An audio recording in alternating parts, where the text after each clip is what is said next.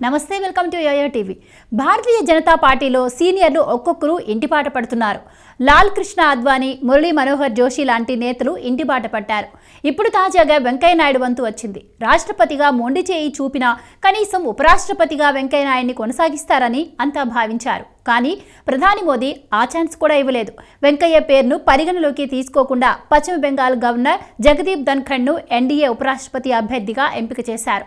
దీంతో వెంకయ్య నాయుడుకు శకం దాదాపు ముగిసినట్టేనని రాజకీయ నిపుణులు విశ్లేషిస్తున్నారు. తద్వారా అటు పార్టీతో పాటు ప్రభుత్వంలో అసలు పదవులు లేకుండా వెంకయ్యకు ద్వారాలు మూసినట్టేనని భావిస్తున్నారు. వాస్తవానికి గతసారి ఉపరాష్ట్రపతి ఎంపిక సమయంలోనే వెంకయ్య ఆసక్తి కనబరచలేదు. కానీ కేంద్ర పెద్దలు మాత్రం తదుపరి రాష్ట్రపతి మీరేనంటూ సంకేతాలివ్వడంతో అయిష్టతగానే ఉపరాష్ట్రపతి పదవిని తీసుకున్నారు. 5 ఏళ్ల పాటు ఎగువ సభ నడిపేందుకు ఆపసోపాలు పడ్డారు. రాజ్యసభలో ఎన్డీఏకు సంఖ్యాబలం లేకున్నా తనకున్న సమర్థతతో ప్రభుత్వాన్ని కీలక ఘటనల సమయంలో గట్టెక్కించారు. అటు విపక్షాల అభిమానాన్ని చూరగొన్నారు. ఒక విధంగా చెప్పాలంటే పెద్దల సభను నడపడం కత్తి మీద సామి. కానీ వెంకయ్య నాయుడు ఇబ్బందుల నడుమ బాగానే విధులు నిర్వహించారు. కానీ ఆయన కృషిని మాత్రం ప్రభుత్వం గుర్తించలేదు. రాష్ట్రపతి ఎంపికలోనూ మొండి చేయి చూపారు. ఇప్పుడు ఉపరాష్ట్రపతి అభ్యర్థి ఎంపికలో సైతం ముఖం చాటేశారు.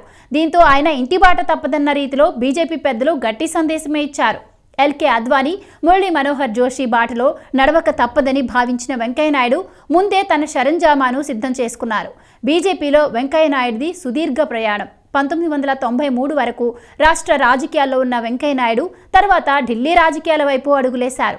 బీజేపీ జాతీయ ప్రధాన కార్యదర్శిగా హస్తిన రాజకీయాల్లో అడుగుపెట్టారు. తన వాగ్దాటి అంకితభావంతో అధిష్టానానికి బీజేపీ శ్రేణులకు ఇష్టుడైన నాయకుడిగా మారిపోయారు. పార్టీ అధికార ప్రతినిధిగా బీజేపీ స్టాండ్ను గట్టిగానే చాటేవారు. పార్టీ బలోపేతానికి శక్తి వంచన లేకుండా కృషి చేశారు. బీజేపీ కేంద్ర ఎన్నికల కమిటీ కార్యదర్శి వంటి పదవుల్లోనూ రాణించారు. రాజ్యసభలో విపక్షాలను అడ్డుకట్టవేయడంలో కీ రోల్ ప్లే చేసేవారు. 2002లో బీజేపీ జాతీయ అధ్యక్షుడిగా నియమితులయ్యారు. 4 సార్లు రాజ్యసభకు ఎన్నికైన ఏకైక బీజేపీ నాయకుడిగా ఖ్యాతికెక్కారు. వాజ్పేయి ప్రభుత్వంలో కీలక మంత్రిత్వ శాఖలను నిర్వర్తించారు. గ్రామీణాభివృద్ధి శాఖ నిర్వహించినప్పుడు ప్రధానమంత్రి గ్రామ సడక్ యోజన పథకాన్ని ప్రవేశపెట్టింది వెంకయ్య నాయుడే. పట్టణాభివృద్ధి, గృహ నిర్మాణం, పేదరిక నిర్మూలన, పార్లమెంటరీ వ్యవహారాలు, సమాచార శాఖలను నిర్వర్తించి శాఖల్లో పురోగతి సాధించారు. అయితే ఉపరాష్ట్రపతి పదవిని కట్టబెట్టి వెంకయ్యను కట్టడి చేశారన్న టాక్ అప్పట్లోనే నడిచింది. మొత్తానికి మోదీ, షా ద్వయం అద్వానీ గ్రూప్లో ఒక్కొక్కరిని ఇంటిబాట పట్టించారనే టాక్ నడుస్తోంది. అటు ఇంట ఇటు బయట తమ మార్కు రాజకీయం చూపిస్తున్నారన్న ప్రచారం జరుగుతోంది. అయితే ప్రధాని మోదీ ఇంతటి ఉన్నత స్థానంలో రాణించడానికి కీలక నేతలు వేసిన పునాదులే కారణం. కానీ వారినే వదిలించుకోవడానికి చూస్తూ ఉండటం మాత్రం విమర్శలకు తావిస్తోంది. అందుకే రాజకీయ మైలేజ్ వస్తుందనుకొని బహుశా రాజస్థాన్ జాట్ వర్గానికి చెందిన జగదీప్ ధన్ఖడ్ను ఉపరాష్ట్రపతిగా ఎంపిక చేశారు. అయితే ముందే విషయాన్ని గ్రహించిన వెంకయ్య నాయుడు తన నిష్క్రమణ ఖాయమని గుర్తించారు. ముందుగానే తన అధికారిక నివాసం ఖాళీ చేసుకునే పనిలో పడ్డారు.